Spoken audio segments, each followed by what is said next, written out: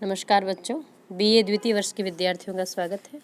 सेनापति के पद की जो व्याख्या चल रही है उसमें पद संख्या 18 की हम व्याख्या करने जा रहे हैं। श्रृंगार वर्णन के अंतर्गत नायिका के सौंदर्य का चित्रण जो है वो यहाँ पर नायक कर रहा है।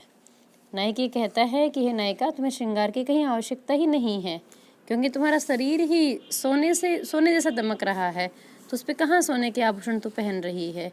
क्यों समय खराब करती है श्रृंगार कर करके, क्यों पूरी रात्रि व्यतीत कर देती है। मालती की माला पहनने की भी आवश्यकता नहीं है, क्योंकि तुम्हारा जो शरीर है ना वो इतना सुंदर है, इतना सुगंधित है कि मालती की माला तुम्हारा तुमसे ही सुगंध प्राप्त करती है।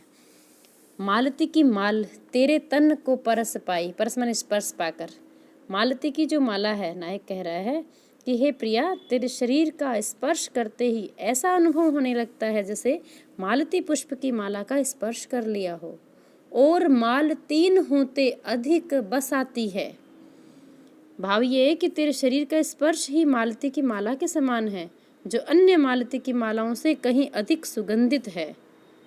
और तेरे शरीर का जो अद्भुत सौंदर्य है, सोने ते स्वरूप, सोने से भी ज़्यादा सुंदर रूप वाला है। तेरे तन को अनूप रूप, तेरे तन का जो अनुपम रूप सौंदर्य है वो स्वर्ण से भी अधिक रूप लिए हुए है। जात रूप भूषण ते, जात रूप कहते हैं सोने को, भूषण माने आभूषण, सोने के बने हुए जो आभूषण तुमने धारण कर रखे हैं।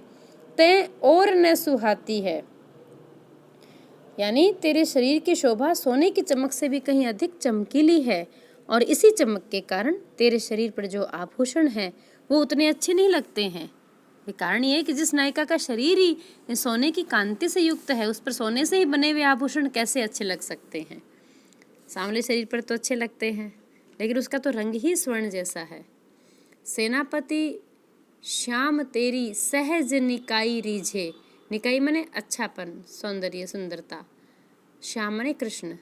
सेनापति कहते हैं कि वो नायक कहता है कि हे नायिका, तेरे सहज सौंदर्य पर तो श्री कृष्ण स्वयं रीझे हुए हैं। उसकी सखी कह रही है कि हे नायिका, श्री कृष्ण तो तेरे सहज सौंदर्य पर ही इतने रीझे हुए हैं। तेरे सहज सौंदर्य की अद्वितीय कांति ही कृष्ण को तेरी ओर आकर्षित किए हुए रहती है। काहे को श्रृंगार कह के वितवती राती है, फिर काहे को इतना श्रृंगार कर करके तो इतनी देरी कर देती है, रात्रि बिता देती है। तो प्रीतम से पहले ही मिलने चले जाया कर, क्योंकि तुझे श्रृंगार की आवश्यकता ही नहीं है। तो व्यर्थ ही श्रृंगार करके अपनी रातों को खराब कर रही है। संकेत ये है कि तेरा श्रृंगार न केवल व्यर्थ है, फिर तो समय भी नष्ट करता है। और अंत में क्या कहते हैं, प्यारी और भूषण को, भूषण है तन तेरो, तेरी ये सुबास और बास बासी जाती है। सुबास सुंदर सुगंध, बास गंध, बासी एकदम पुरानी लगती है, व्यर्थ और फीकी बासी प्रतीत होती है, ताजगी नहीं होती जिसमें।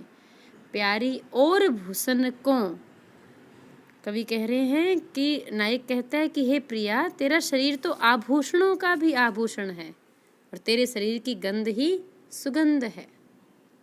प्यारी और भूषण को, और भला और कौन सा आभूषण हो सकता है। भूषण है तन तेरो, तेरा तो शरीर स्वयं ही एक आभूषण है। तेरी ये सुबास, और तेरे शरीर की जो गंध है, और बासी जाती है। तेरी इस शरीर की गंध के सामने सृष्टि में जहाँ जहाँ गंध दिखलाई देती है, महसूस होती है, वो सब व्यर्थ, फीकी और बासी प्रतीत होती है। बच्चों, इसमें सेनापति ने नायिका के सहज सौंदर्य का जो प्रशंसा करवाई है नायक के मुख से, यानी उसकी प्राकृतिक सौंदर्य का यहाँ पर चित्रण हुआ है कि गॉड गिफ्ट जो ब्यूटी है नायिका के पास, उसका वर्णन किया है। यहाँ भाषा देखिए कितनी ही सहज है और सरस है, रस से युक्त है, प्रभावशील भी है, और जो सौंदर्य पर दृष्टिकोण है उसकी सूक्ष्मता यहाँ पर व्यक्त होती है कि सहज सौंदर्य के सामने श्रृंगार की आवश्यकता नहीं होती। इसमें उपमा भी है, नाद सौंदर्य और ध्वनि सौंदर्य भी देख सकते हैं। और इसी चक्कर में इसमें देखिए आप, रंग, इसका स्पर्श और उसका गंध, ये बड़ा सुंदर बिंब योजना हमें यहाँ नजर आती है। बिंब किसे कहते हैं, शब्दों के माध्यम से जो हमारे दिमाग में चित्र बनता है। जैसे रंगों के माध्यम से चित्र बनाया जाता है, वो आंखों से ग्रहण किया जाता है, लेकिन जो शब्दों के माध्यम से चित्र बनता है वो हमारा दिमाग उसको सुनकर ग्रहण करता है, आंखें उसको पढ़कर ग्रहण करती हैं, तब वहाँ उसे हम बिंब कहते हैं। शब्द चित्रों को बिंब कहते हैं। तो यहाँ शब्द के माध्यम से वो नायक कहता है कि मालती की माला, यानी तुम्हारा शरीर ही मालती की स्पर्श जैसा लगता है। मालती की माला तेरे तन को परस पाई, तेरे तन का स्पर्श करके मालती की माला भी धन्य हो गई है, क्योंकि तेरा शरीर खुद ही इतना अच्छा है कि मालती की माला तेरे शरीर का स्पर्श पाकर अन्य सुगंधित लता पुष्पों से भी विशिष्ट सुगंध को प्राप्त कर लेती है। अर्थात तेरा शरीर मालती से भी अधिक सुंदर और सौरभ से युक्त है। और फिर सोने के लिए कहते हैं तेरे शरीर का अनुपम रूप लावण्य सोने से भी बढ़कर है, वह अनोखा है। तेरा शरीर सोने के गहनों से अधिक सुंदर नहीं लगता, क्योंकि तेरा तो वर्ण ही सोने से बढ़कर है।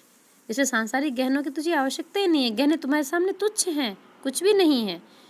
तो मालती की जो स्पर्श है, मालती का सोने का जो रंग है आंखों से ग्रहण किया जा रहा है, और जो सुगंध है उस नायिका के शरीर की। तो बच्चों यहाँ पर तीनों प्रकार के हम देखें तो जो रंग बिंब, स्पर्श बिंब और गंध बिंब का यहाँ पर बहुत सुंदर वर्णन किया है कवि ने। चित्रात्मक भाषा का यहाँ पर और बिंबात्मक भाषा का प्रयोग किया है।